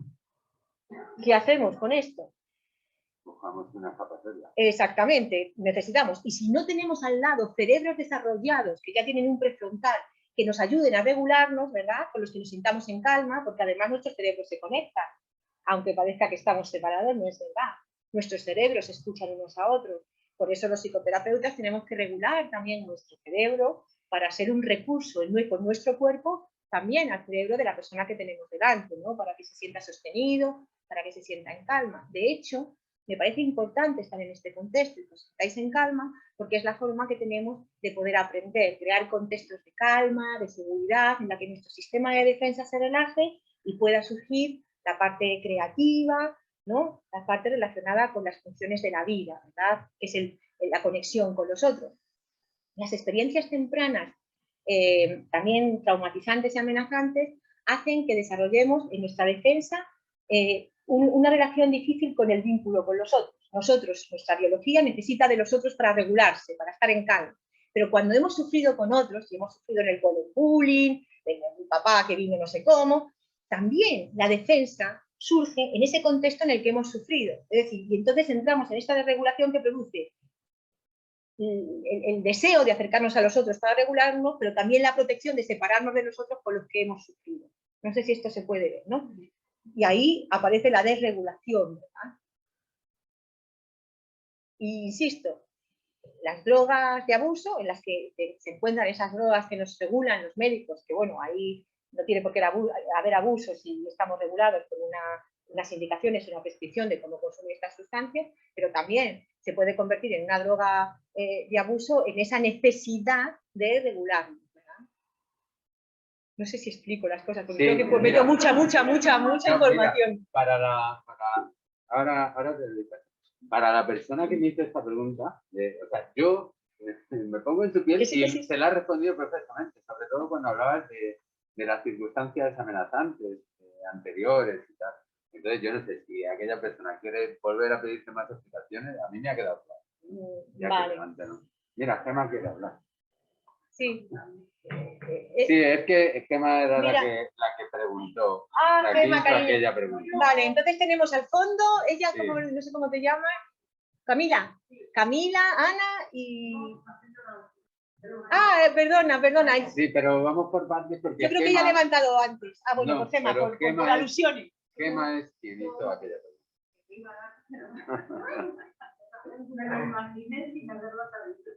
Muy bien, Gemma, es una pregunta muy interesante, la verdad, muy interesante. Claro. ¿Por qué desarrollo yo vulnerabilidad? ¿Por qué yo desarrollo vulnerabilidad a consumir una sustancia? La base es que nuestro sistema, nuestra biología se construye en contacto con el medio externo. Así de claro. Nosotros nacemos con un cerebro sin constituir, sin terminar de formarse, ¿verdad? El cerebro termina de formarse igual que nuestro cuerpo termina de formarse con los años fuera del útero materno, ¿verdad? Aunque parezca que nacemos enteritos, ¿verdad? Pero seguimos desarrollándonos.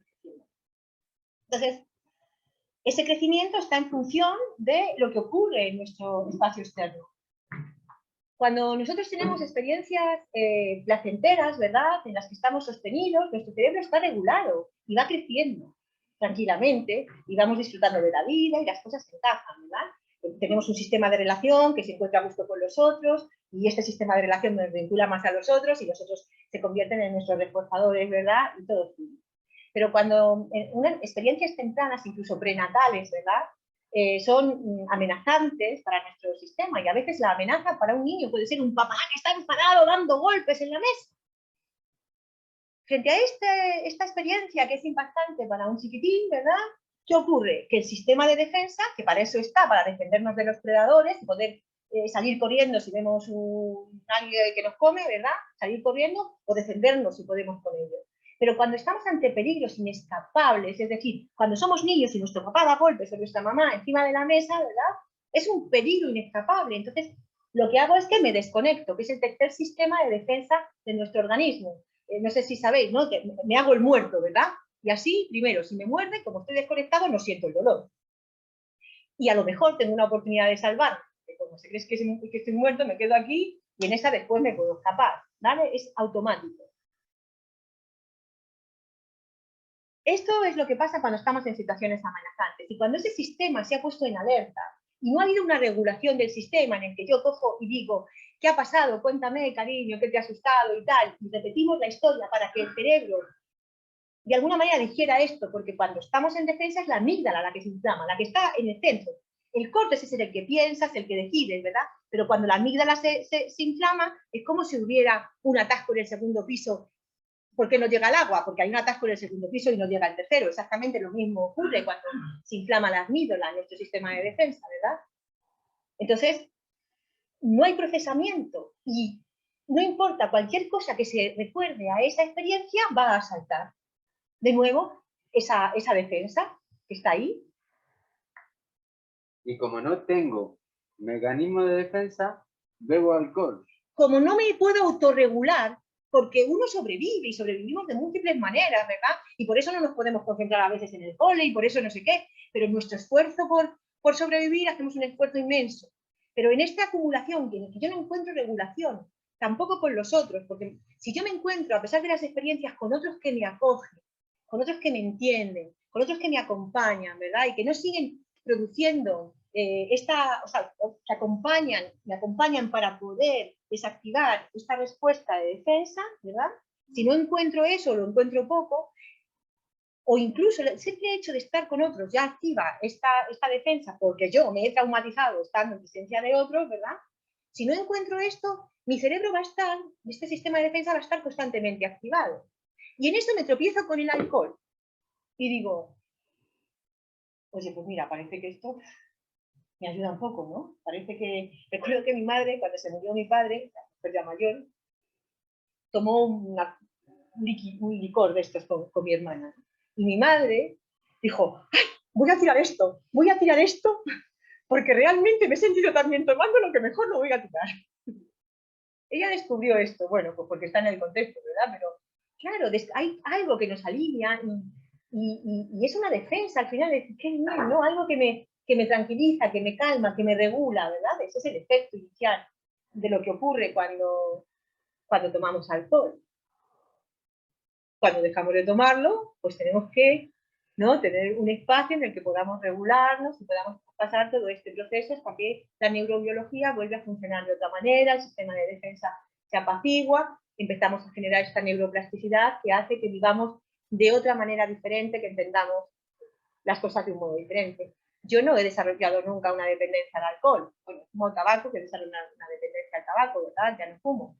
Pero es verdad que a lo largo de la vida, con las experiencias que he tenido, con el trabajo personal, la meditación, la conciencia, la lectura, el profundizar, yo sé que estoy frente a determinadas circunstancias de un modo distinto, de forma automática, hay cambios, ¿verdad? Yo la primera vez que tuve que hablar en público me disocié directamente, o sea, por un lado estaba mi cuerpo sudando,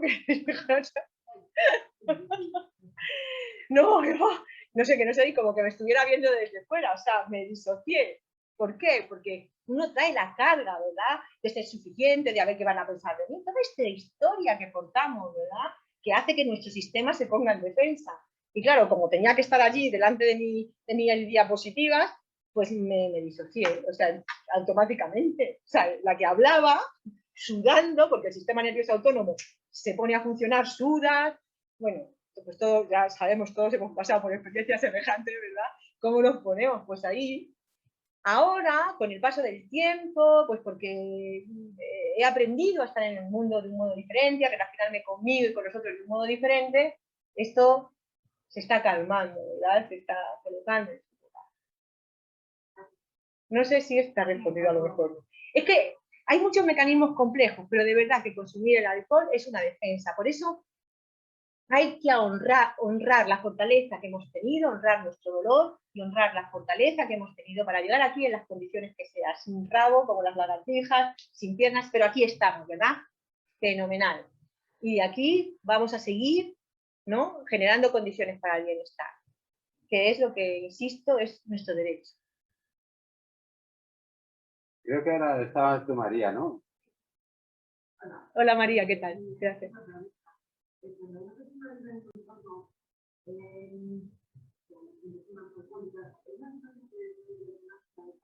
Sí, sin ninguna duda. Sí, primero porque aprendemos por observación, ¿verdad? Y aprendemos las conductas que se hacen en función de lo que vamos viendo. Nadie a lo mejor nos dice lo que tenemos que hacer en un momento determinado, pero vemos que ante determinadas circunstancias, mientras estamos en aprendizaje, se hacen estas cosas, pues nosotros las repetimos.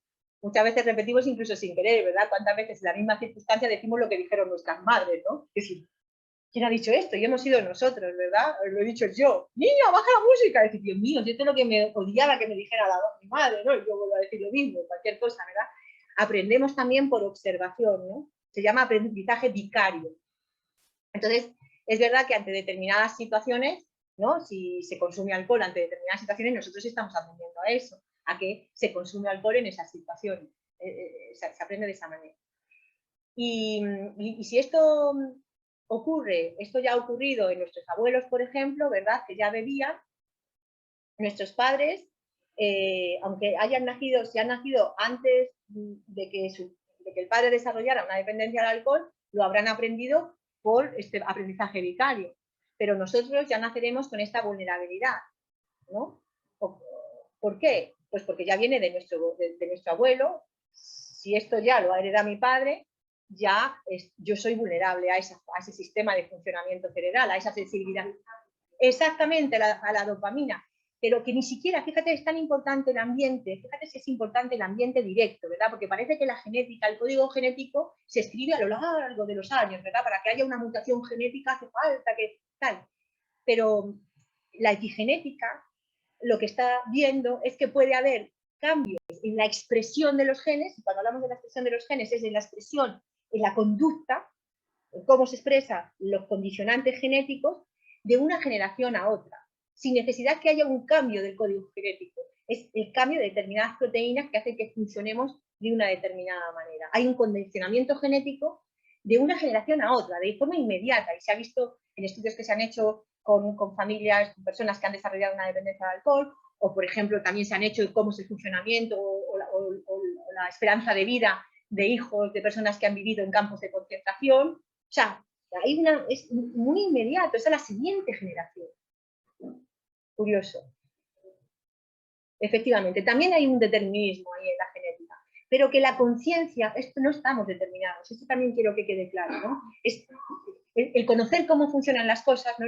nos ayudan precisamente a despegarnos de ese funcionamiento. ¿Te contesté? Gracias, María, muy interesante la pregunta. Creo que estaba Camila, ¿no? ¿Contestado? Vale, gracias. Paco. Sí, Paco, adelante. Hola. Una pregunta que saber tu opinión.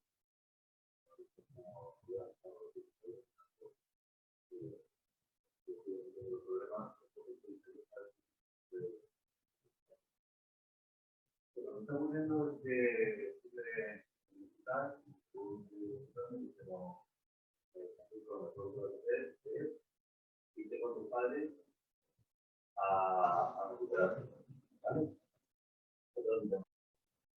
¿Qué hago? ¿Soy egoísta y me voy a mi casa o me quedo y me trabajo por la familia?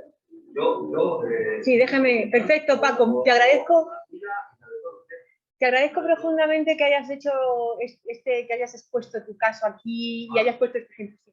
Y el sentimiento de culpabilidad. Claro. Tiene los problemas cognitivos. Bueno, ya está clara la pregunta. Vale. Entonces, fíjate qué bien que hayas expresado esto, porque es un poco el ejemplo de lo que estamos hablando, ¿verdad? Seguramente que esto está pasando entre ellos es una experiencia que tú ya llevas viviendo muchos años, ¿verdad? Quizá en una situación de mucha crítica, de conflictos familiares, todo esto es en el contexto en el que a veces nos desarrollamos, ¿verdad? Y lo que tú acabas de descubrir es esto. Entonces, yo un poco por ir directamente a la pregunta que tú haces, mira, el que tú te quedes ahí es muy probable que vuelva otra vez a disparar las mismas conductas, ¿verdad?, de consumo. ¿Qué puedes hacer si tú en ese contexto comienzas a consumir? Nada, todo lo contrario, ¿verdad? Porque decías que habías tenido problemas con los compañeros porque vienes con la amígdala inflamada. Y cuando la amígdala inflamada en la ira, en esa...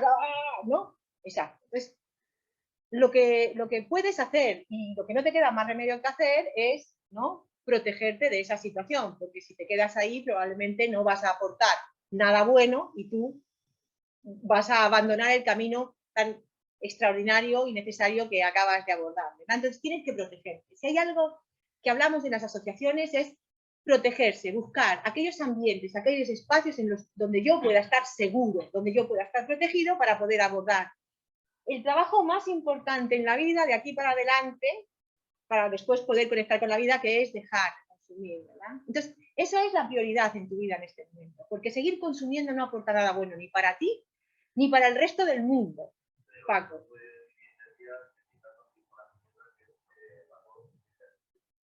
Claro, es lo que estamos hablando, ¿verdad? Exacto. No, porque además ese no solamente es la solución, ¿verdad? Sino que además es el agravar el problema, porque ya, o sea, hemos entrado, como hemos explicado a lo largo de todo este tiempito, ¿verdad?, como todo acaba descontrolándose, ¿verdad? No, entonces, fundamental, no, qué egoísmo, no es egoísmo, es hacer lo correcto, ¿verdad? A mí me lleva esto una pregunta, es que si no vamos a entrar en un toma y daca y no vamos a llegar a ningún. A mí esto me lleva a una pregunta que también me hicieron hace tiempo, ¿no? Me acuerdo, me ha venido ahora a la mente. Por ejemplo, nosotros llegamos aquí, llegamos a la asociación y hay ciertas pautas, ciertas cosas, ciertas conductas que nos dicen que son recomendables, ¿no?, para nosotros, para no volver a consumir. Para los primeros tiempos son muy difíciles, entonces te tienes que proteger, como bien decía, ¿no? Entonces, por ejemplo, por poner un ejemplo, no salgas a la calle, no salgas solo. Procura, si sales, sal acompañado de alguien de confianza, que sepa lo que te pasa y tal. Pero además, eso nos dicen, ¿no? Pero luego también, a lo mejor tenemos otros problemas, otra patología, por decirlo así, y vamos a un psicólogo, un psiquiatra, alguien, otro profesional, que nos dice, desde su punto de vista, me da ciertos puntos. A lo mejor me dice, pues mira, para ti es muy bueno que salgas a la calle, que te una válvula de escape para ti, para que te sientas un poquito mejor, no puedes estar todo el día soportando esa presión que tienes para ciertos problemas. Pero claro, desde el punto de vista que es alcohólico, salir a la calle un poco sin comisión, de paseo, por mucho que tú te creas que no vas a consumir, eres un riesgo, ¿no? Entonces tú eres psicóloga, eres una profesional y además entiendes lo que es un problema de adicción. Esa contradicción de tantas que hay en la rehabilitación de un alcohólico, ¿cómo podríamos resolverla? ¿Cómo podría resolverla yo si me encontrara en esta situación? Bueno, decir en principio que no hay recetas que sirvan a todos de la misma manera. Entonces tenemos que hacer adaptación, ¿verdad? Como hacer un cocido. Pues como yo tengo colesterol, pues no le he hecho tocino, ¿verdad? Entonces, esto es lo mismo. Es decir, hay una serie de pautas generales que es, separarse de aquellos entornos donde he consumido alcohol, porque hemos hablado también, ¿no?, cómo hay una asociación de la conducta y de todo el contexto estimular en el que esa conducta se desarrolla, y entonces solamente entrar en esa conducta ya se activa el deseo. Entonces, por eso se habla de no salir a la calle, o no ir a ciertos sitios, o no estar con ciertas personas, porque se han vinculado, ya se ha creado un condicionamiento con la conducta de consumo, ¿verdad? Tanto el lugar o las personas evocan el deseo como sería estar delante de la sustancia. Entonces, un poco por contextualizarlo. Ahí tengo que llevar ciertas pautas. Pero también es verdad que yo no me puedo quedar cuando estoy en un estado de ánimo negativo en un contexto en el que no hay estimulación. Entonces, ¿qué hacemos?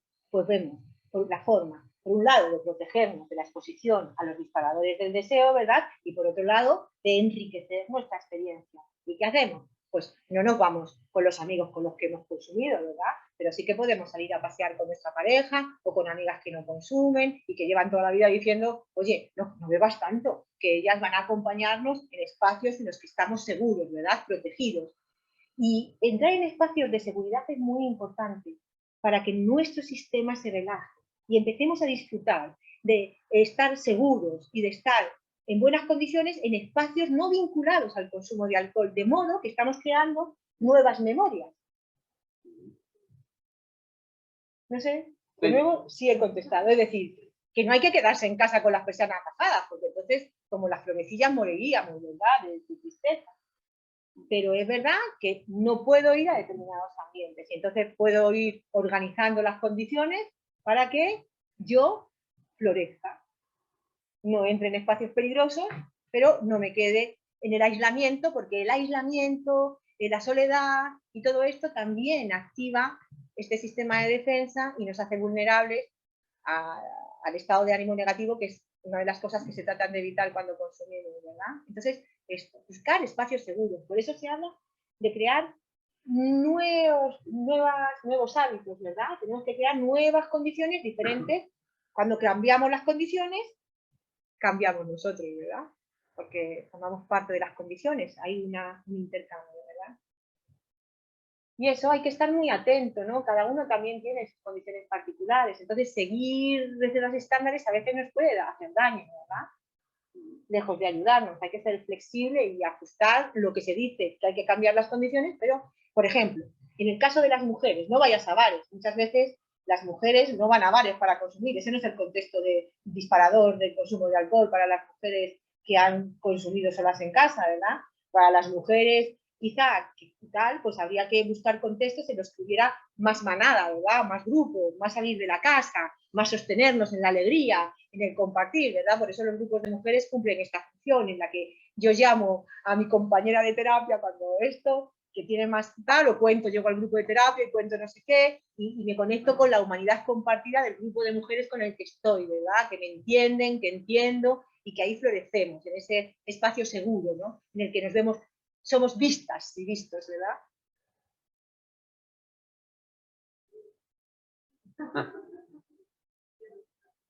Yo te quería preguntar un poco, a ver si me explico bien.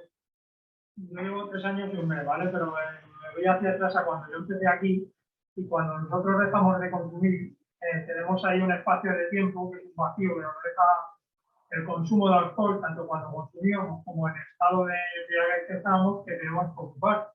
Ese tiempo de espacio muchas veces tenemos muchos cambios de estado de ánimo, para bien y para mal. En la asociación se nos recomienda pues, hacer cambios de hábitos para ocupar esos espacios de tiempo. Yo también he escuchado mucho que el hablarnos a nosotros mismos está muy bien porque hay palabras que sanan y palabras que enferman, ¿vale? Pero mi pregunta es si hay alguna manera de trabajar, a lo mejor a través de la reflexión o algo, de trabajar con el cerebro para ser más positivo.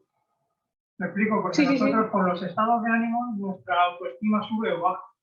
Y al principio es muy difícil. Entonces parecemos una sierra, unos días estamos muy bien y otros días muy mal. ¿Hay alguna manera de poder trabajar la mente que podamos estar más estables?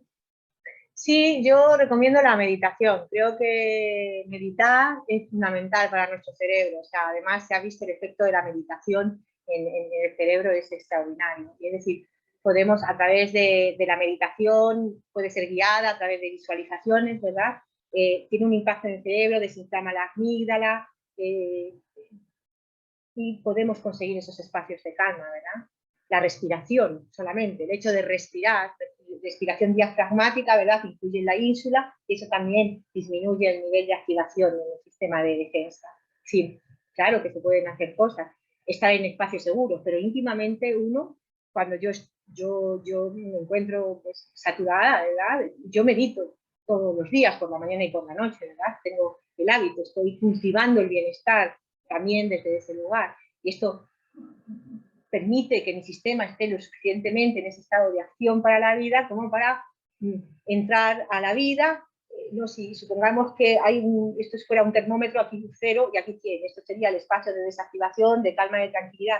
Si yo ya desde por la mañana entro en la vida en un 5, cualquier cosa que ocurre me lleva al 10 y ya me salí.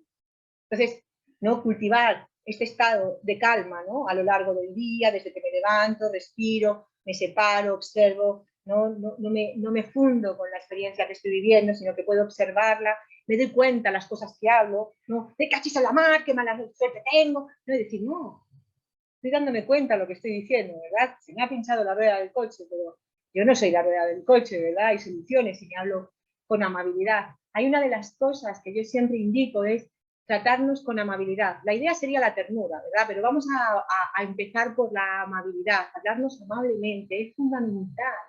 La amabilidad en nuestras relaciones es fundamental.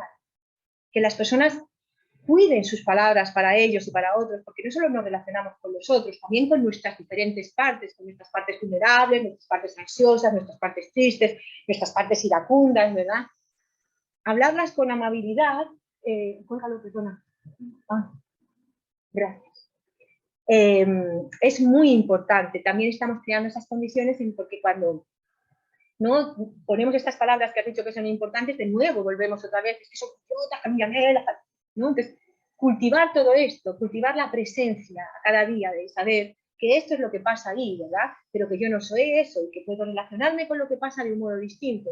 No puedo evitar que la rueda de mi coche se desinfle, ¿verdad? Pero sí puedo cambiar, gestionar y regular cómo yo me siento cuando eso ocurre.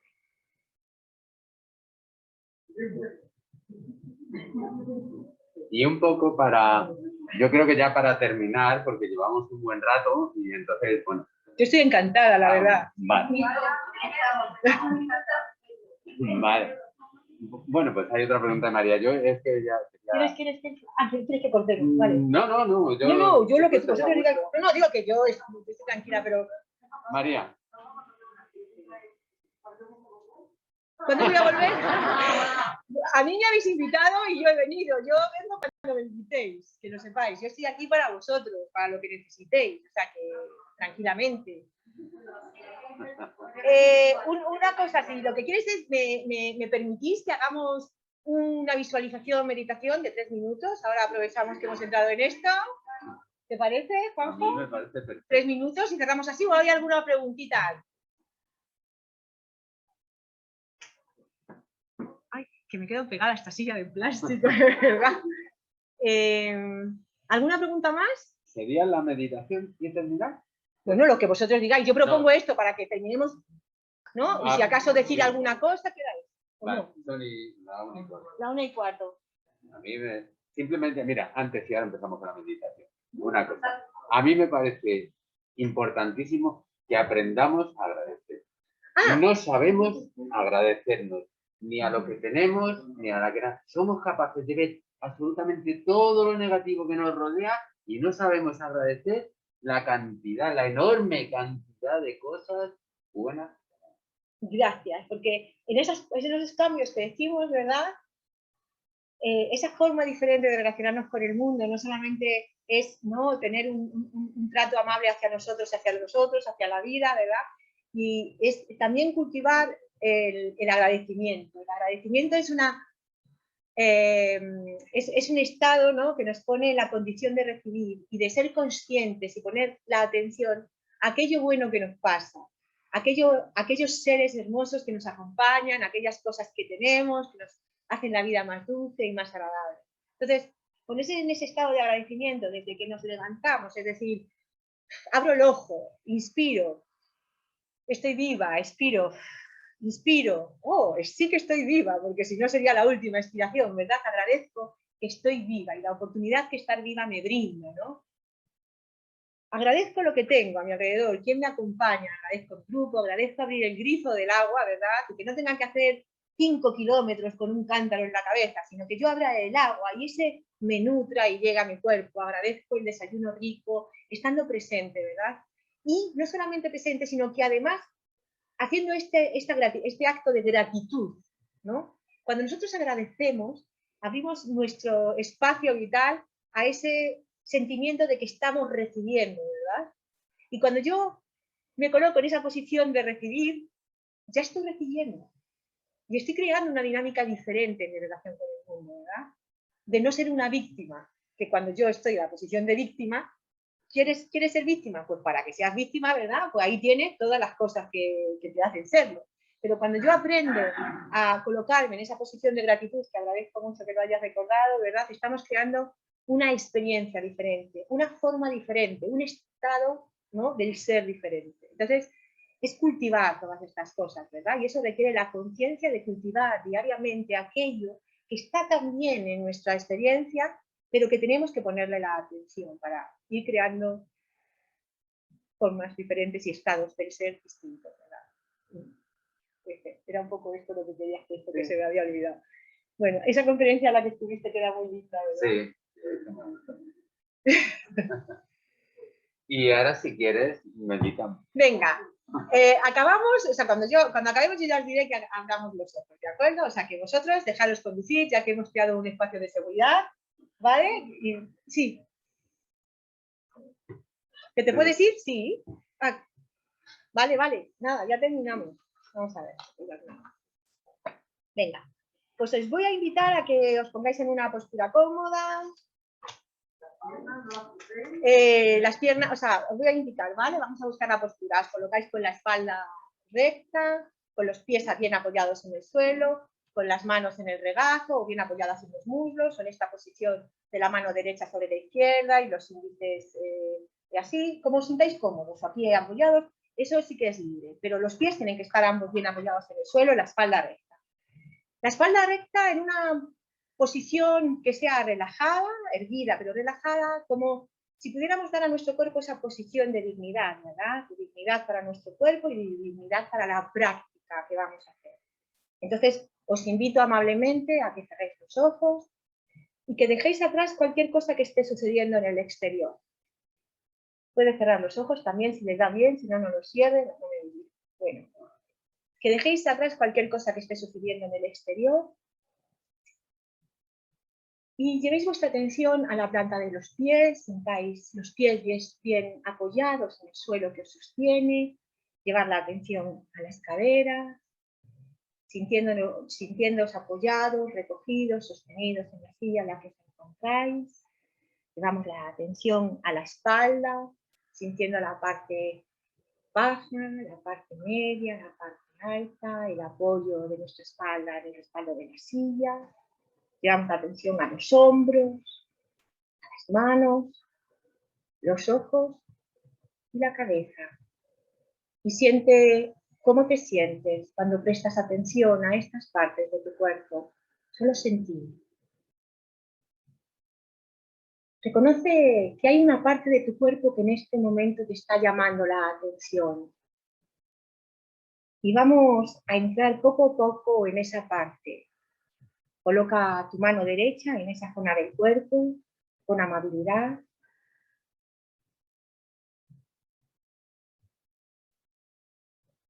Eso es. E imagina, visualiza o percibe que toda tu angustia, todo tu dolor, toda tu tristeza o tu pena pudiesen caber en tan solo un átomo de esa zona. Y deposítalo ahí amablemente. Deliberadamente ahora te invito a subir la intensidad de la emoción del 1 al 2, del 3, al 4 y así hasta que te permitas. Y siente cómo te sientes. Hasta ahí está bien. Ahora te voy a pedir que vayas levantando los dedos de uno en uno de esa zona. Levantas un dedo y la angustia se disuelve.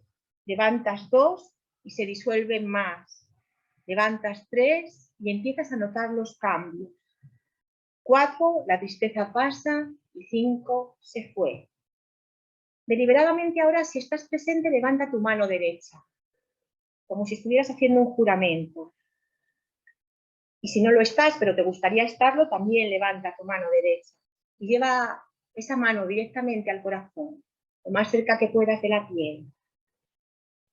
Y permítete tener un sentido de calma por 1 segundo, por 2, por 3, por 4. Y siente cómo te sientes, si te lo permites. Focalízate simplemente en el latido del corazón y en dónde y cómo estás. No hay más. Decide amablemente prestar atención a los latidos cardíacos y te sentirás anclado en el latido. Ese ser que late, eres tú. Ese ser que respira, eres tú. Tú eres eso. Y ahora, amablemente siente cómo te sientes en este momento. Y permítete sencillamente dejar que las cosas sean como son. Mientras tú permaneces unos instantes observando la suave brisa de tu respiración. Y cuando te sientas lista, listo, puedes abrir los ojos.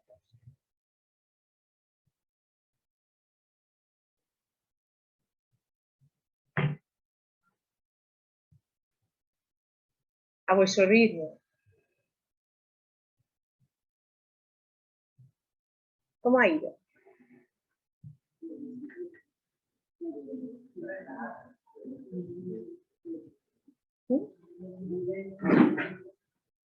Ok. Pues ese es un ejercicio, ¿no?, que hace que el contacto de la palma, que está el cerebro, al corazón, que es extremadamente potente, tiene una frecuencia vibratoria extraordinaria, mucho más potente que el cerebro. Es decir, hay ejercicios que ayudan a regular nuestro nivel emocional. Espero que haya sido una experiencia que os haya permitido regularos, espero que así haya sido. Y bueno, pues es una práctica que quería presentar. Bueno, chicos, gracias por vuestro interés.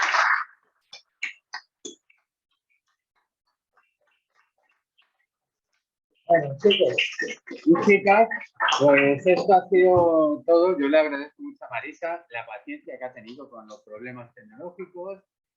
Os pido perdón a todos por lo que hemos tardado en empezar, porque es verdad que ha habido un momento que yo me he sentido incluso, esto no está pasando. Pero bueno, todas las cosas del directo, el resultado final yo creo que nos ha gustado a todos. Así que lo siento mucho por la gente si no ha podido escucharlo a través de, o verlo a través del Zoom, porque no lo tengo muy claro si han podido. Ha sido raro. Pero los que hemos estado aquí lo hemos podido vivir y bueno, es importante.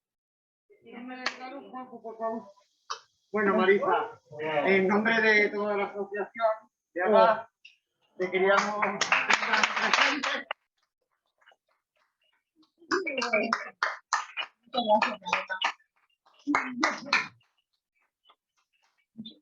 ¡Ay, cómo huele!